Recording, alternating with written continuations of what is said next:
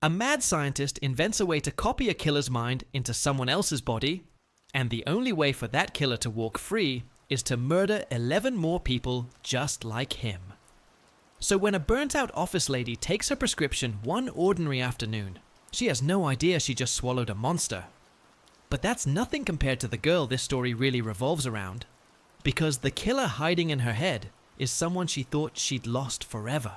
In a room lit only by a single bulb, surrounded by corpses, a woman in a lab coat leans back and smiles. She claims she's perfected a brand new surgical technology, one that can move your entire mind into a younger, healthier body, while keeping every memory and thought intact. Decades of work, all leading to this single moment. And now, finally, she gets to test it on someone real. Her eye gleams in the dark as the experiment begins. His name is Usazaki Hyo, 18 years old, strapped down and seizing violently against the restraints. The verdict that put him here reads like a nightmare. 110 years for the murder of 5 people. His body convulses, foam at his lips, while guards scramble to keep him from hurting himself. This is the monster they've chosen for the test, and he has no idea what's coming.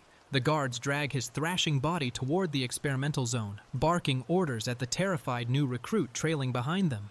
"Speed it up, newbie! Drag him to the experimental zone!" The rookie can barely stomach what he's seeing, his hands shaking as he hauls the prisoner across the cold floor. Something heavy clicks shut behind them.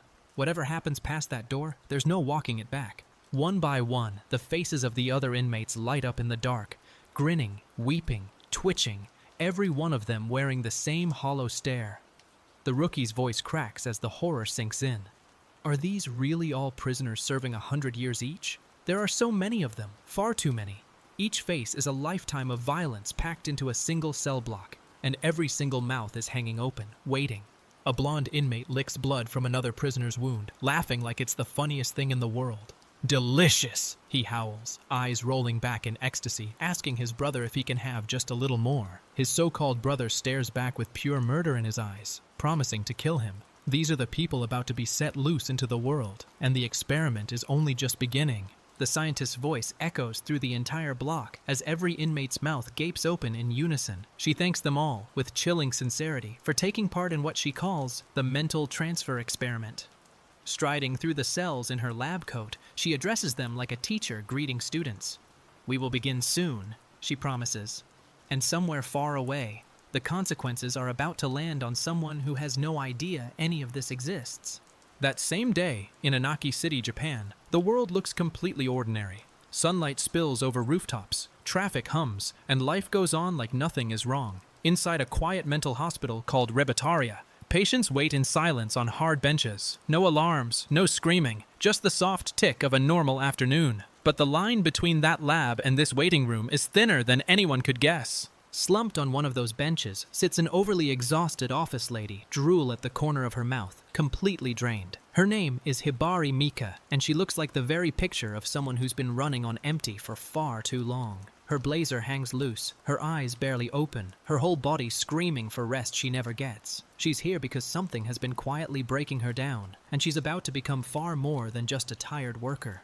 A nurse calls her name, and the doctor asks how she's been feeling lately. The words come pouring out. The insomnia that won't quit, the stomach aches, the way she threw up the moment she walked into work that morning. She sweats and stammers through it, clearly ashamed to even be saying it out loud. To the doctor, it all sounds like ordinary stress, but the real cause is something no prescription could ever touch. The doctor calls it a trivial problem and offers to just prescribe the usual medicine. But inside her head, the truth spills out. She absolutely cannot get along with her boss, no matter how hard she tries. The man makes her sick, body and mind, in a way she can't explain to anyone. She thanks the doctor weakly and takes the pills. She has no idea those pills are about to change everything. We see exactly why she's drowning. Her boss looms over her shoulder, breathing down her neck, watching her every keystroke from behind. He nitpicks her wording, complains the font is too small, mutters endless criticism, while standing close enough that she can feel his breath. "Seriously, stop it," she thinks, even as she meekly apologizes out loud. Day after day, this is the slow poison eating her alive.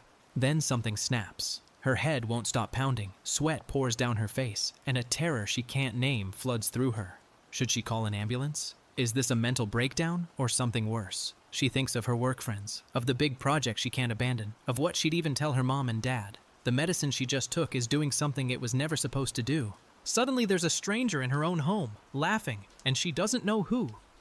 Who are you? She screams, scrambling backward across the floor in panic. A blonde figure crouches over her, grinning, asking if something's wrong, like this is all perfectly normal. There's nothing wrong with me, he says. I just have more dopamine than the regular human. She has no idea she's looking at a killer who's crawled inside her life. He introduces himself with a name that sounds like a parasite, Leech. He tells her he'll be living in her head from now on, so she'd better be nice. Then he grips a strange cord and tells her they're going to switch bodies for a bit. She shrieks and claws at her face, demanding to know what the cord even is. Whatever's happening, it's pulling her out of the driver's seat of her own mind. Now another woman stands in her place, wild-eyed, drooling, radiating menace. The mission hasn't started yet, she purrs, but they can start the violence early. Let's relieve some of that stress, eh? She grins, eyeing a pair of chopsticks on the table like a weapon. Hibari can only watch, helpless, as her body becomes a vessel for something monstrous. And these maniacs are just warming up. Back at the records room, a door slams and locks. Something dark splatters across the wall as a phone lights up in a stranger's hand. Creepy messages glow on the screen. A coworker confessing he's lonely now that Hibari left early, asking to come nurse her back to health, admitting he took piles of secret photos of her. The phone gets crushed in a fist. The hunters are learning everything about their prey.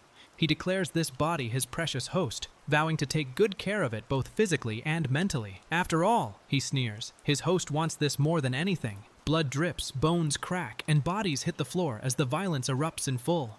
Ah! Ah! The broken cries echo through the dark. Whoever these victims are, they never stood a chance. Hibari watches from somewhere deep inside, wondering if it's all a dream.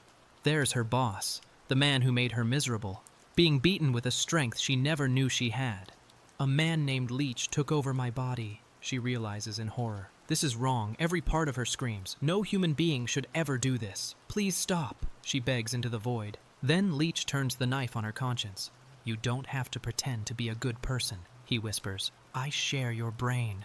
He knows the truth she buried, that some sick part of her wanted her boss dead, that this guy made her ill in body and mind. I'm just doing what you wanted, aren't I? He grins. And the worst part is, she can't fully say no. No, I'm not, she chokes out, tears streaming down. But Leech doesn't care. Normal people frustrate him, he says, bound up by social rules and shame. So to make things easier between them, he'll share a little of his madness with her. The laughter starts low and builds, and her eyes begin to change. Hey, boss! Does this feel good? Leech howls, raining blows down, while Hibari's voice screams insults she never thought she'd say. Creep! You creepy freak! The words feel good. Too good. Her reason and ethics melt away as a horrible joy floods through her. Ah, I see, she thinks, smiling through the tears. I've always... It's over in an instant, and Leech spreads his arms wide. Would you look at that?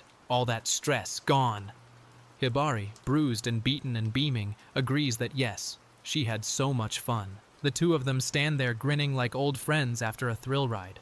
Did you have fun? Leech asks warmly. For one twisted moment, it almost looks like freedom. But Leech's smile falls flat. Not even slightly, he says. This isn't fun. What they just did was lukewarm violence, impulse held back, nothing like the real thing he craves. If he keeps going like this, falling into bad habits, he'll never start his actual mission. He yanks Hibari to her feet. It's time to get moving, and time to find the real prey. Suddenly, the old man stirs. Leech! The boss isn't dead after all, groaning and crawling across the floor, very much alive. Hibari's body trembles, but not with fear, with something darker. This old man has got me horny as hell, she gasps, drool sliding down her chin. Then a familiar laugh rings out from across the room, and everyone freezes. A girl with a short bob steps from the shadows, smiling a smile that doesn't reach her eyes. She saw them in town earlier, she says, and she'd know that stupid laugh anywhere. I knew it was you, she breathes. Then, softer, almost broken. Bro. The word hangs in the air like a thunderclap, and nothing about this fight is what it seemed. Without warning, she explodes forward, shattering concrete with a single brutal kick. Leech barely dodges, eyes wide, sweat flying. Good kick strength, eh? He muses, watching her move like a track and field athlete unleashed. A high roundhouse, a mawashi-geri, perfect form built into muscle. She reminds him, he admits, of that boy who likes to bleed, and the resemblance is no accident. The truth crashes down in fragments. This boy was known as the unarmed killer, Usazaki Hyo. Even at just 18 years old, he'd torn through multiple illegal fighting rings, a monster with bare fists. Leech's grin sharpens as he sizes up his next opponent. "So," he taunts, "wanna fight for a reduced sentence?" The game has more players than anyone realized. The two killers circle each other in the dark, the air thick with menace. But Leech suddenly bows out. His host is hurt, traumatized, and his special weapon hasn't even arrived yet. "Let's not," he says, flashing that maddening smile. "So I'll catch you later." The girl screams for him to wait, but he's already vanishing into the shadows. He grabs the small crying girl and bolts, ignoring her pleas that they can't kill anyone. "I have to kill them if I want to get out of jail," he snaps, reminding her of the rules. Then he's gone, slipping away, clean. The dark-haired girl crumples to the floor, weeping. "It just had to be my sisters, didn't it?" she sobs, and the full, terrible shape of this nightmare finally comes into view. So who is this mysterious boy named Hyo? What exactly is this mental transfer experiment, and what are its rules? The questions stack up like bodies. Who are these violent inmates, and where are they now? A boy in a tattered suit stands frozen, a small girl clinging to his side. Behind them, the faces of countless killers stir in the dark. The answers are about to get a lot more personal. We jump back in time to meet her, a girl screaming, "Huh?" at a thug who dared call her legs thick. The man and his friends cower instantly, stammering apologies, backing away from her fury. "Now beat it!" she snarls, and they scatter. "If you ever insult me again," she warns coldly, "I will crush you." This is no ordinary college girl, and her temper runs hotter than anyone expects. Later, a hand smacks her playfully, and a softer voice cries, "Gah!" But it's a different presence now, gentle where she was fierce. This is when she explains everything. That guy from before was a senior in her club, and if he ever comes back, she'll give him something to truly fear. Then her name finally lands, Usazaki Mimi, an average female college student, except nothing about her is average at all. She tells how yesterday she took medicine for her social anxiety, then collapsed bedridden with a splitting headache, and when she looked in the mirror, she froze. Standing right behind her was her missing brother, Hyo, the brother who vanished, somehow here, somehow real. She was so happy to see him she could cry, but something was terribly, impossibly wrong. Hyo explains the whole nightmare to her, looking deeply concerned. He'd been held captive in an overseas high-security prison, tested on again and again like a lab animal. To escape that hell, he had no choice but to become a migrator and take over a host body. Now his consciousness lives inside hers, sharing her very brain, and the only way out leads somewhere dark. The rules are simple and monstrous. He has to defeat the other migrators to win his freedom, but Mimi recoils. Even so, she hates violence. She can't do it. She just can't. Of all the people in the world, why did her brother's mind have to land inside her sister's brain? Her wide eyes brim with tears and confusion, and Hyo still hasn't told her the worst part. He lays out the math like a death sentence. The initial value is 10 years, and you can only shave time off by killing another migrator. 10 years per kill, stolen from their count. Mimi is serving the equivalent of 120 years, which means, with a casual peace sign, he asks her to murder the equivalent of 11 migrators. "This sucks," he mutters. And the worst part is, the clock is already ticking. Days pass with Hyo riding shotgun in her mind, worrying constantly for Mimi's safety. He has to kill people in her body if he ever wants out, a weight that never lifts. But Mimi notices the pills, the strange behavior, and gently asks if something's wrong, if he's struggling mentally. "It's nothing," he insists, deflecting. Neither of them can fully hide what they're carrying. Then comes the test of what her body can really do. On a running track, a stopwatch clicks and a figure rockets down the lane in a blur. The numbers don't lie. 10.52 seconds. The onlookers can't believe it. "Dude, no way!" What? Whatever's hiding in Mimi's legs, it just rewrote what's humanly possible. The crowd stares in awe at her monstrous leg strength. 100 meters in 10.52. "That's some crazy leg strength," they marvel, watching muscles built like a professional sprinter's. And that power behind her kick from before? It wasn't a fluke. Her sister's legs belonged to an elite athlete. Combined with the right fighter's mind, they become something terrifying. Hyo realizes it instantly. Combine her speed with his karate and street fighting experience, and it becomes a serious weapon. Mimi celebrates her first sub-11-second run, beaming with pride. But the moment is cut short. A teammate calls her name. Nervous, the captain wants to see her in the club room, and the way they say it sends a chill down her spine. Walking toward the club room, Mimi is shaking so badly her brother, riding in her head, grows alarmed. Her heart rate is spiking, her hands trembling, dread pouring off her in waves. A teammate has come to fetch her, and the captain, they whisper, is seriously pissed. "What did you do?" Hio asks. Whatever waits behind that door, her body already knows to be afraid. The teammates urge her to hurry up and apologize before things get ugly. "If the captain loses his temper, we don't have a way to stop him," they warn, panic rising. Mimi creeps toward the room, noting a strange, sweet smell hanging in the air. Inside, bodies are sprawled across the floor in the dark. Could it be? She thinks. The clubroom isn't a clubroom at all. A hooded figure looms in the shadows and quizzes her like a hazing ritual. What's the golden rule of the track club? What do you do when a fourth year gives an order? You obey, she whimpers. Exactly, he booms, ordering her to lie down for a human ladder.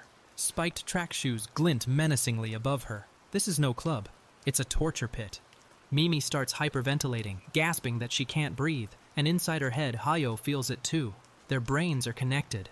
Calm down, he shouts as she spirals. But the captain just bellows, shut up, and tells them to get started.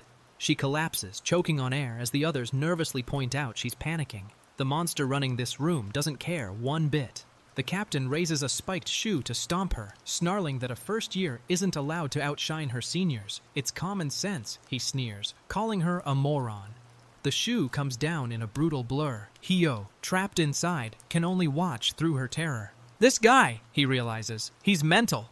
And something inside Hio finally decides to act. In a flash, the spiked shoe is caught and twisted clean off its owner. You dick, a cold voice growls. Hio, now in control, vowing vengeance for how this animal bullied his sister. The captain's eyes bulge in shock as the tables turn. Two muscle-bound thugs flank him, but the air has changed completely. From now on, whatever happens next, the predator just became the prey.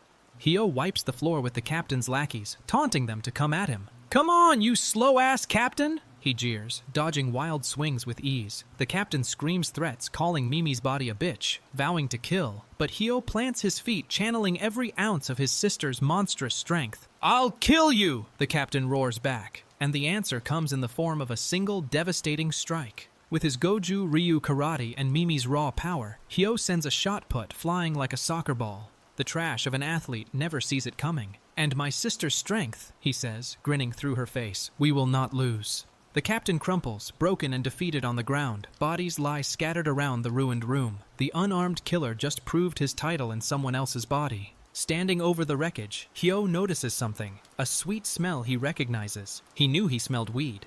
The defeated captain, humiliated, threatens to report them to the university staff. But Mimi, back in control, screams, "Shut up!" And the captain instantly folds. No, please don't report us, he begs, terrified. Please don't tell anyone.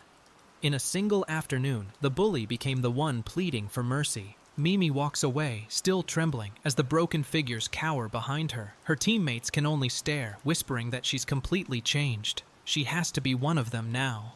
She changed a lot, they murmur, sensing something inhuman. Even the most clueless among them can tell. Whatever Mimi has become, it's no longer something they can explain away. And someone in the shadows is watching very, very closely. A scarred woman with rolled back eyes studies Mimi's every move. Her stride, her tone, her face. Of course, she thinks. With a change that significant, she has to be part of the experiment. Her name flashes like a warning. Crane, the slashing murderer, serving 200 years. A new hunter has locked onto the scent. Crane explains the predator's logic. If a person's stride, tone, or expression looks even slightly off, it makes a migrator easy to spot. The loud, boisterous ones will cause trouble, kill each other, or get arrested and drop out, but the few who survive become fatty prey. They'll be hunted and killed by stealthier killers, like her. The game has a dark food chain, and Mimi just appeared on the menu. Stealth, Crane believes, is the essence of this game. The flashy migrators burn bright and die fast, but she'll hide and sharpen her claws until the time is right. We need to hide, she murmurs, slipping into the shadows. Patient, silent, lethal. While Mimi celebrates a victory, an apex predator is quietly choosing its moment, and it's in no hurry at all.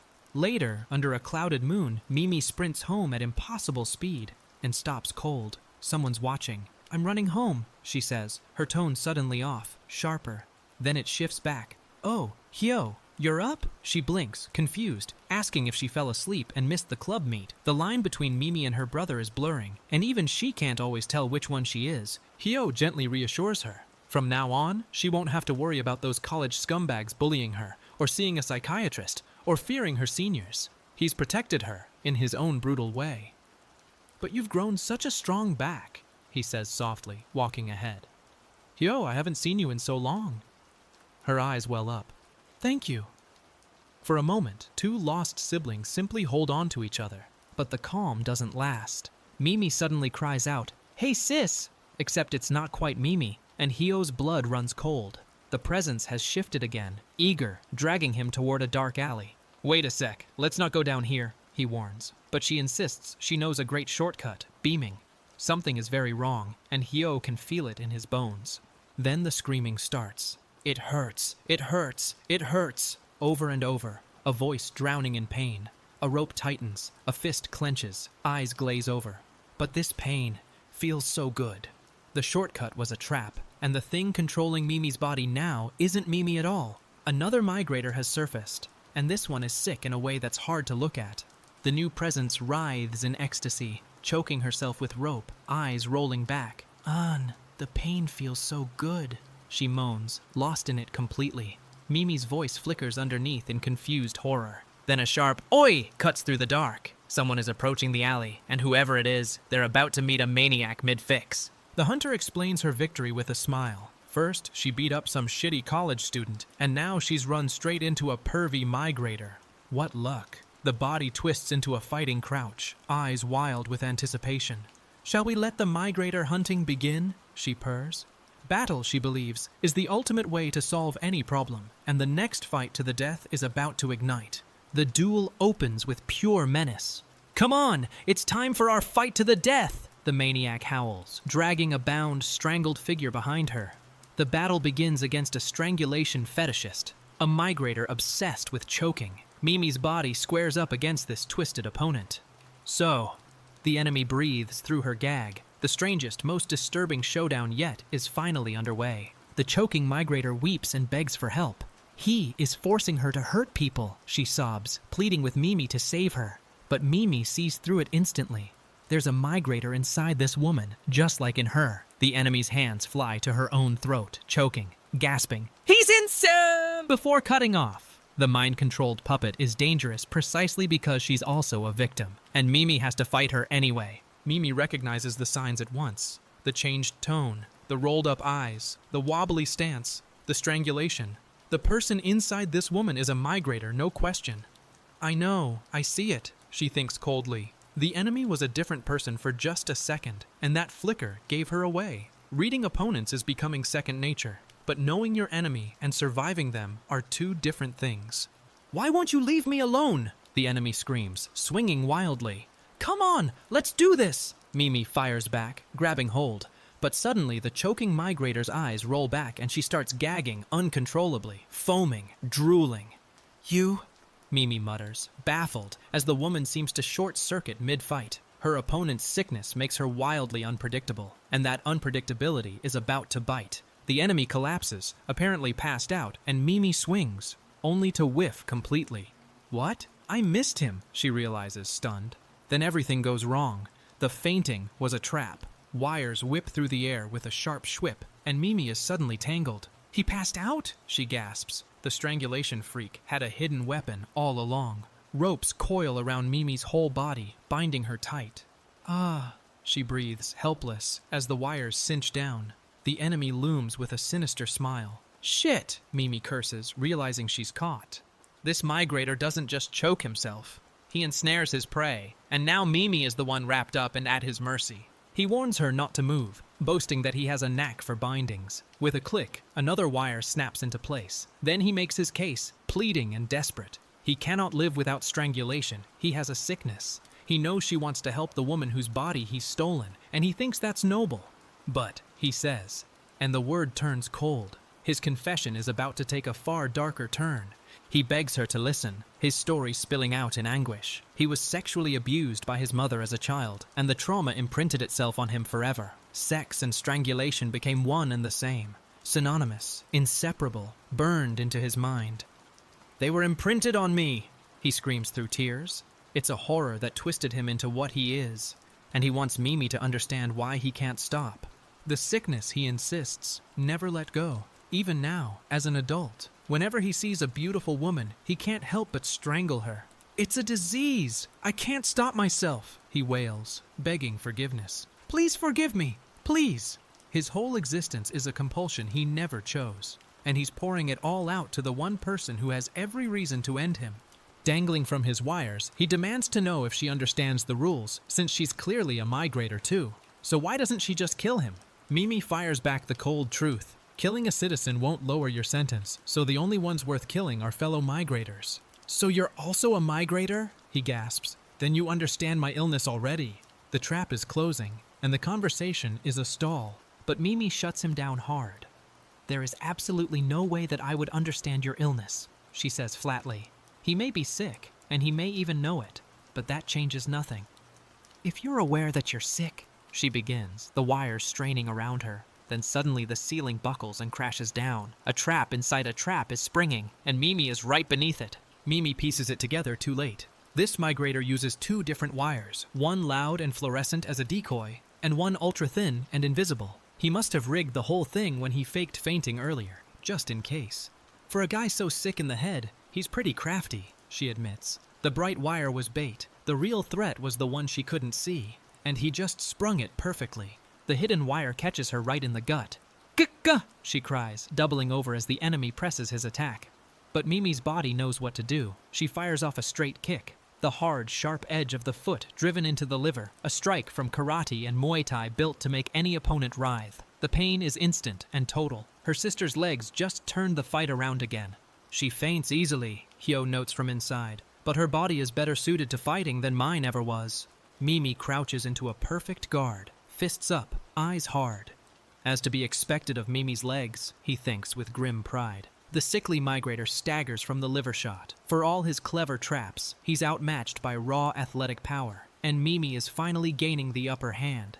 But then the enemy plays his cruelest card. Through tears, the choking woman whispers, "I don't want to do this. Help me. Please help me." The words land like a knife in Mimi's resolve. "Damn, why'd she have to go and say that?" Mimi groans. "Now I'll feel guilty if I kill her."